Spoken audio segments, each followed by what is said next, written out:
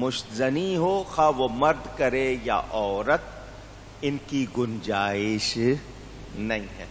کوئی کہے نہیں جی بڑا گناہ تو نہیں کر رہا ہوں، چھوٹا کر رہا ہوں، تو چھوٹے گناہ، ایک چنگاری بھی کبھی کبھی پوری آگ لگا دیتی ہے، برباد کر دیتی ہے، تو بچنا ہے۔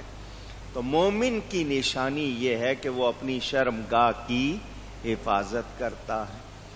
ہمیں یہ بتایا گیا، صحابہ کرام کی مثالیں موجود ہیں۔ اب کوئی یہ کہے کہ صحابہ اتنی شان والے تھے، ایمان میں اتنے اعلیٰ تھے، ان کی تو شان بیان ہوئی، اللہ ان سے راضی، وہ اللہ سے راضی، تو ان میں سے بھی تو گناہ ہوتے تھے۔ تو اگر اس دور میں کوئی مثال قائم نہ ہوتی تو آج ہمارے پاس کیا ثبوت ہوتا؟ چونکہ دین پر عمل کا پورا نمونہ ہونا چاہیے تھا۔ تو انسان وہ بھی تھے، مگر اللہ تعالیٰ نے ان کو کتنا درجہ دیا تھا کہ آج ہم کتنے گناہ کر کے ڈھیٹ بنتے ہیں، ان سے معمولی سی خطا ہوتی تھی تو وہ اللہ کی طرف آتے تھے اور اپنے آپ کو خود چاہتے تھے کہ سزا مل جائے تاکہ ہم پاک صاف ہو جائیں۔ تو کوئی ان پر اعتراض نہیں کرے کہ وہ بھی تو کر لیتے تھے، اتنا کہنے سے مجھے اور آپ کو کوئی فائدہ نہیں ہوگا بلکہ نقصان ہوگا، تو ہمیں بچنا ہے۔ صحابہ کرام رضوان اللہ تعالی علیہم اجمعین اور امت میں اولیاء علماء ربانی ہر دور میں بتاتے آئے ہیں، طبقات ہوتے ہیں، مگر جو یہ کہے کہ نہیں جی میں کیا کروں، میرے پاس اور کوئی حل نہیں، تو شریعت نے حل بتایا۔ ایک تو یہ نہ کہ آپ کو روکا جائے صرف اور اس کا بدل نہ بتایا جائے، یہاں حل بتایا ہے کہ اگر تم پر شیطان کا، نفس کا بہت غلبہ ہے تو روزے رکھو، اپنے آپ کو ایسی محفل میں بٹھاؤ، ایسی صحبت میں رکھو جہاں پر تمہاری یہ غلط خواہشیں ٹوٹیں اور تمہارے اندر سے یہ غلط خیال نکلیں۔ کہتے ہیں نا جیسی صحبت ہوگی ویسا اثر ہوگا، تو جب غلط صحبت میں بیٹھیں گے تو خیال بھی غلط ہوں گے، پھر سوچیں بھی غلط ہوں گی۔ یہ جو کہتے ہیں کہ بری چیزوں کو دیکھنے سے آپ کی نظر پر برا اثر پڑتا ہے، کیوں؟ کہ جب ایک انسان غلط چیز کو دیکھتا ہے تو اس کے پورے جسم کا نظام اندر تک اسی طرح کام کرتا ہے۔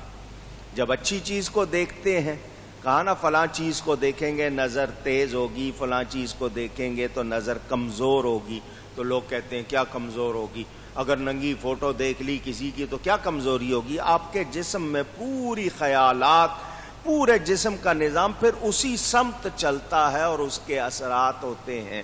اچھی چیز کو دیکھنے سے جسم کے نظام میں پھر اسی طرح کام ہوتا ہے۔ تو یہ آپ کا کہنا کہ ایسا نہیں ہوتا، یہ ہوتا ہے، اور اس کو سائنس نے بھی ثابت کیا ہے۔ تو یاد رہے انسان کو اپنی نگاہ، کچھ لوگ کہتے ہیں جی پردہ تو آنکھوں کا ہوتا ہے، حیا تو آنکھوں میں ہوتی ہے، جسم ڈھانپنا، یہ برقع اوڑھنا عورتوں کا یہ کوئی ضروری تو نہیں، دیکھیں گرمی کتنی ہے، وہ بیچاری چادر اوڑھیں، عبایا پہنیں، تو حیا تو آنکھوں میں ہوتی ہے۔ تو میں ایسے لوگوں سے پوچھنا چاہوں گا، تم اپنی عقل کو بہت زیادہ اہمیت دیتے ہو، شریعت بنانے والے رب تعالی اور اس کے نبی زیادہ جانتے ہیں یا تم زیادہ جانتے ہو؟ میں پوچھنا چاہتا ہوں کیا حضرت سیدہ فاطمہ زہرا کی آنکھوں میں حیا نہیں تھی؟ کیا صحابیات کی آنکھوں میں حیا نہیں تھی؟ ان کی تو چادر کو کسی غیر محرم نے نہیں دیکھا۔ آج تم اپنی باتیں کرنے لگ گئے، تو تم نے اگر آزادی کی ہے تو اپنے لیے خرابی کی ہے۔ اب ایک عورت ڈھکی ہوئی چھپی ہوئی گزرے، عورت کے معنی چھپانے کی چیز ہے، تو وہ ڈھکی چھپی گزرے گی تو دوسرا نظر ہٹائے گا، اور ایک دعوت دیتی ہوئی گزرے گی دوسرا اس کو دیکھے گا یا نہیں دیکھے گا؟ یہ عورت کو حکومت کیوں نہیں دی گئی کہ جو دیکھے گا میلی نظروں سے دیکھے گا، ہر وقت اس کے اعضاء پہ نظر ہوگی؟ تو شریعت عورت کی حفاظت چاہتی ہے، لیکن آج عورت خود کو اشتہار بنانا چاہتی ہے۔ سوچنا چاہیے ہم لوگ کس طرف جا رہے ہیں۔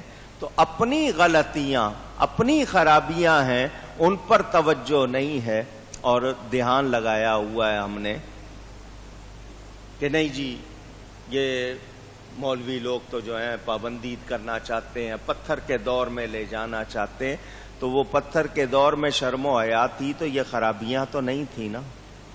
آج تم نے یہ خرابیاں پیدا کر لی، اب چائے بیچنی ہے، گھی بیچنا ہے، تم نے ٹوتھ پیسٹ بیچنی ہے، کپڑا بیچنا ہے، ہر جگہ عورت کو ننگا کر کے دکھا رہے ہو، تو یہ تمہاری خرابی ہے، تم اس طرف چلے گئے ہو۔ یہ ہرگز مسلم معاشرے کی باتیں اونچی کہیے۔ اب آپ نے اتنا سن لیا، میں نے یہ اشارے میں چند باتیں کی ہیں آپ کو۔ مجھے یہ بتائیے، میں آپ سے پوچھنا چاہتا ہوں، وہ مرد کہاں گئے جو اپنی عورتوں کو قابو رکھا کرتے تھے؟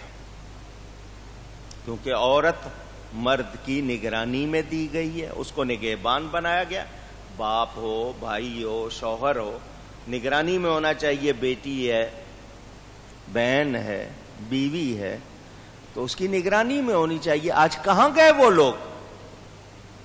آپ کہیں کہ جی سنتے نہیں ہیں، تو اس کا مطلب آپ مرد نہیں ہیں، کہیں آپ میں کمزوری ہے جس کی وجہ سے وہ سنتی نہیں۔ آپ میں اس کا یہ مطلب نہیں ہے ہاتھ اٹھانا ہے ان پہ، ان کی پٹائی کرنی ہے، لیکن آپ صحیح ہوں گے تو ان کو ضرور صحیح رہنا ہوگا۔ آپ صحیح نہیں ہیں تو پھر آپ کی کمزوریوں کی وجہ سے وہ آپ کی بات نہیں سنتی۔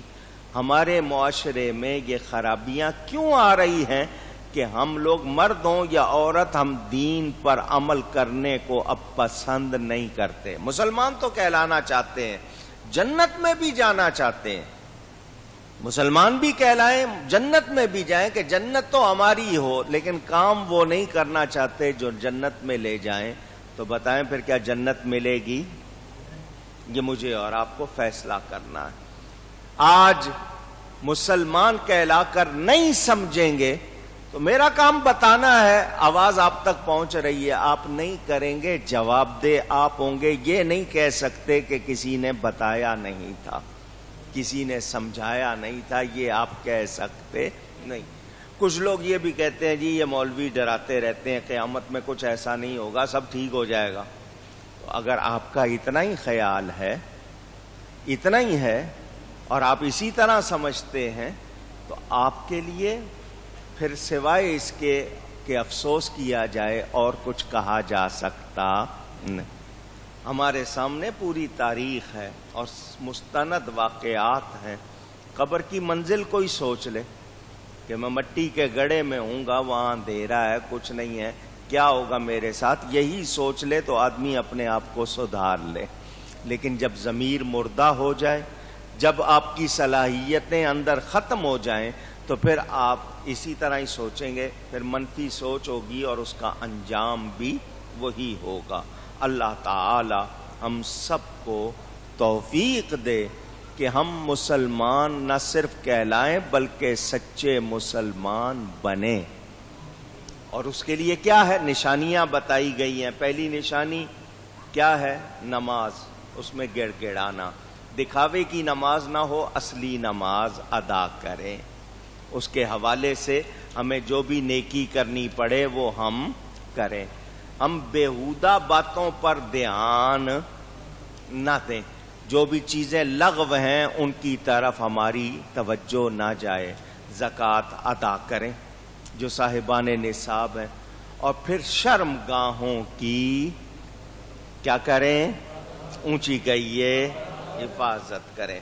یہ میں نے بہت مختصراً اس کا اشارہ کیا۔ واقعات بہت ہیں، واقعات بہت ہیں۔ میں نے آپ کو حضرت ماعز کا واقعہ بھی سنایا، حضرت عمر فاروق رضی اللہ تعالی عنہ کے زمانے کے اس نوجوان کا واقعہ بھی سنایا۔ خواتین کے بھی بہت سے واقعات ہیں جو اللہ سے ڈری، توبہ کی انہوں نے، اور اللہ نے ان کے لیے آسانیاں کی۔ یہ واقعات میں آپ کو سنا چکا ہوں۔ اب بھی کوئی نہ سنبھلنا چاہے تو پھر وہ کہتے ہیں نا جس کا دل ڈوبنے پہ ہے پھر اس کو ہم روک سکتے نہیں، لیکن جو سمجھدار ہے اس کو بتایا، اس کے لیے اشارہ کافی ہے۔ اللہ تعالیٰ ارشاد فرماتا ہے والذین هم لأماناتهم وعہدهم راعون۔ امانت اور وعدہ. اب یہ دو لفظ آئے. نماز میں گڑ گڑانا، عاجزی کے ساتھ نماز پڑھنا، بیہودہ باتوں کی طرف دھیان نہیں لگانا، زکوٰۃ دینا اور شرمگاہوں کی حفاظت کرنا. یہ باتیں آپ سن چکے. اب آئی ہے امانت اور وعدہ. وہ امانتیں اور وہ وعدے جو اللہ سے ہوں یا اس کے بندوں سے ہوں.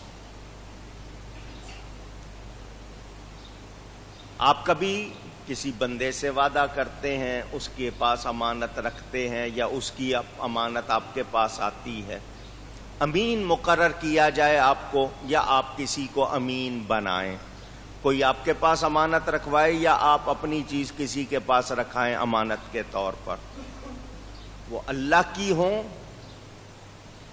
یا ہمارے آپس کے معاملات، دونوں طرح امانت وہ شے جس کی حفاظت کی جائے.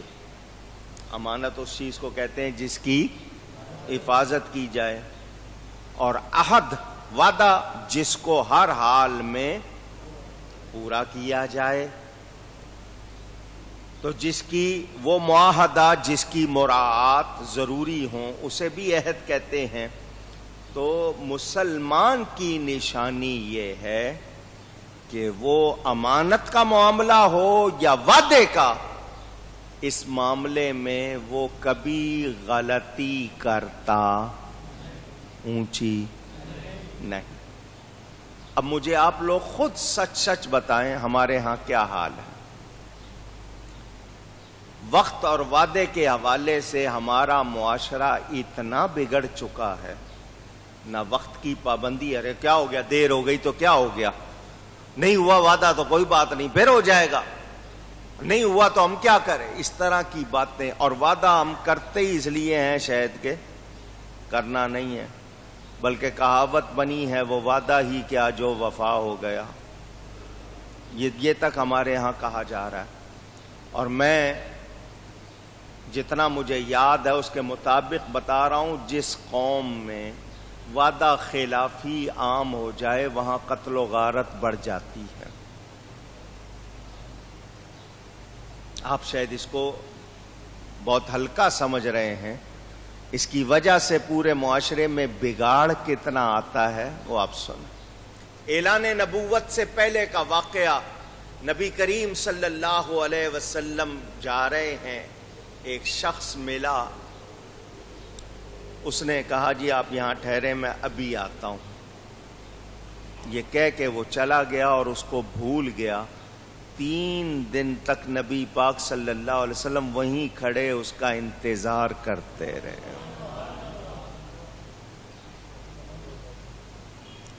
اس کے بعد اس کا گزر ہوا. فرمایا میں 3 دن سے تیرا انتظار کر رہا ہوں، تو نے مجھے بہت تکلیف پہنچائی. آج زبان پر کسی کو قابو ہی نہیں ہے، زبان کا پاس بھی نہیں ہے. یہی وہ قوم تھی جس کے بارے میں کہا جاتا تھا مسلمان نے زبان دی ہے اور مسلمان زبان کا پکا ہوتا ہے. الگ الگ قوموں میں بھی رواج تھا، یہ پٹھان کی زبان ہے، یہ بلوچ کی زبان ہے. لوگ اس طرح بھی کہتے تھے کہ یعنی ان کی زبان پکی ہے، جو کہہ دیا سو کہہ دیا. دنیا ادھر کی ادھر ہو جائے یہ اپنی زبان سے نہیں پھیرے گا. یہ باتیں ہوتی تھیں یا نہیں؟ آج کیا ہے؟ کہا ہوگا جی مجھے یاد نہیں ہے، اور بعض مرتبہ پتہ بھی ہوتا ہے مکر جاتے ہیں. وعدہ حکومت کرے، عوام کریں، لیڈر کریں، کوئی بھی کرے، آپ آپس میں ایک دوسرے سے کریں، بچوں سے کریں، بیوی سے کریں، نہیں کرتے پورا. کیا حال ہے؟ مسلمان کی نشانی یہ ہے کہ وہ امانت اور وعدے کی نگرانی کرتا. اس کو خیال رہتا ہے کہ میرے پاس امانت ہے، میں نے وعدہ کیا ہوا ہے، وہ اس کا نگران ہوتا ہے.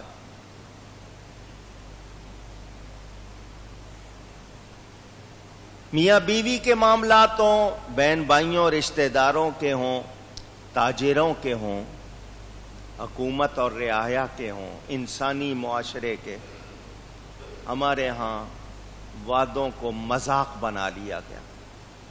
جب قوم کا سربراہ یہ کہے کہ وعدہ ہی کیا نا، کو قرآن حدیث تو نہیں ہے وعدہ، جب اتنی بات کرے تو اس اندازہ کر لیں کہ کیا ہے. تمسخر، اس کا نتیجہ آپ کے سامنے. یہ جو ہم پریشان ہیں، حالات ہمارے بگڑے ہوئے ہیں، کہ ہمارے اپنے کرتوت ہے، اپنا کردار ہے ہمارا، جس نے ہمیں اس انجام کو پہنچایا. مسلمان کے وعدوں کی باتیں پڑھ کے دیکھیں کیسے پابند ہوتے تھے، زبان کی پابندی ان میں کتنی تھی، انہیں وعدے کا خیال کتنا تھا، پڑھ کے دیکھیں. اسی طرح امانت کا مسئلہ ہے. آپ کے اوپر اللہ کے احکام ہیں، نماز ہے، روزہ ہے، طہارت ہے، یہ جتنے بھی آپ پر اللہ کے احکام ہیں، آپ کو ان کی پابندی کرنی چاہیے یا نہیں؟ ہمیں کرنی چاہیے نا. کیا ہم کرتے ہیں؟ نہیں. تو پھر ہم نے اپنے آپ کو امین نہیں بنایا.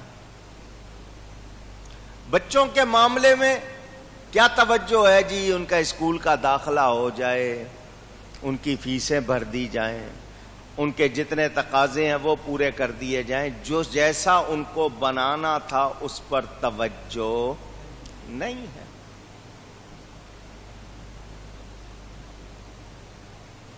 اس حوالے سے بہت کچھ تفسیروں میں بھی ہے، سیرت کی کتابوں میں بھی ہے، تاریخی واقعات بھی ہے.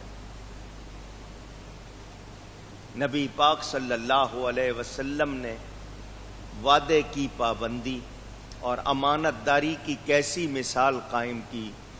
ہزاروں مرتبہ آپ نے سنا ہے ہجرت کی رات 40 جوان ننگی تلواریں لے کر نبی کے گھر کا محاصرہ کیے ہوئے، گھیرا ڈالے ہوئے ہیں. ان کے ارادے برے ہیں، ننگی تلوار ہاتھ میں ہے تو ارادے برے ہیں. اس حالت میں بھی نبی پاک صلی اللہ علیہ وسلم کیا فرماتے ہیں؟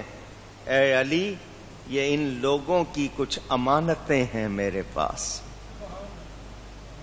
اس حالت میں بھی یہ نہیں کہ یہ جان کے دشمن بنے ہوئے ہیں تو ان کی امانتوں کو ضائع کیا جائے، ادھر ادھر کر دیا جائے. فرمایا صبح ان کو لوٹا کر میرے پیچھے مدینے آنا. ہمیں کیا سبق دیا گیا؟ دشمن بھی ہو، اگر اس نے آپ کے پاس امانت رکھوائی ہے تو امانت امانت ہوتی.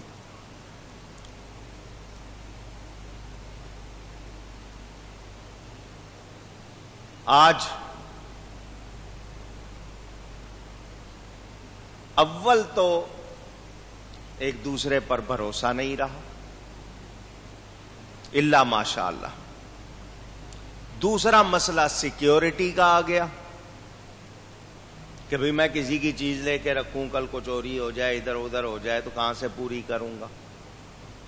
تیسرا مسئلہ یہ آ گیا کہ اپنے حالات کیسے ہوتے ہیں، انسان ان کے ہاتھوں بے بس، ایمان کی کمزوری، تو آپس میں تو ایک دوسرے کے پاس امانتوں کی بہت ہی کمی. بینک میں رکھواتے ہیں، لاکرز میں رکھواتے ہیں، ان کا جو حال ہے وہ بھی آپ کے سامنے ہے.